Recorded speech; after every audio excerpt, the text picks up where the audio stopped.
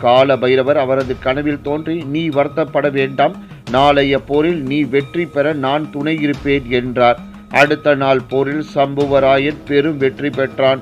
அழிந்து போன தனது படையையும் பட்டினத்தையும் இறைவன் காப்பாற்றியதால் இவ்வூரை அழிப்படை தாங்கி என பெயரிட்டார். இந்த வெற்றியை அருளிய ஸ்ரீ சொர்ண கால பைரவருக்கு பெரியதொரு கோவிலையும் எழுப்பினார். இக்கோவிலின் மகிமையானது திருவோத்தூர் வேதபுதீஸ்வரர் ஆலய ஸ்தல புராணத்திலும் சொல்லப்பட்டிருக்கின்றது. ஸ்ரீ பைரவ பெருமான் அனைவரது வாழ்க்கைக்கும் துணை நிற்கின்றார். வந்து வணங்கும் பக்தர்களுக்கு சகல விதமான வெற்றிக்கும் வழி அமைத்து தருகிறார். சிவபெருமான் எடுத்த 64 அவதாரங்களில் மிகவும் சக்தி வாய்ந்ததாக போற்றப்படுவது பைரவ அம்சமே. தொல்லைகள் அகன்றிட, மற்றவர் செய்த ஏவல், பில்லி, சூன்யம் போன்ற அபைசாரா தோஷங்கள் விலகிட, மருத்துவர்களை தோல்வி உற செய்யும் கர்ம வியாதிகளில் இருந்து விடுபட, அஷ்ட தர்த்தினம் நம்மை விட்டு விலகி பெரும் செல்வம் சேர்த்திட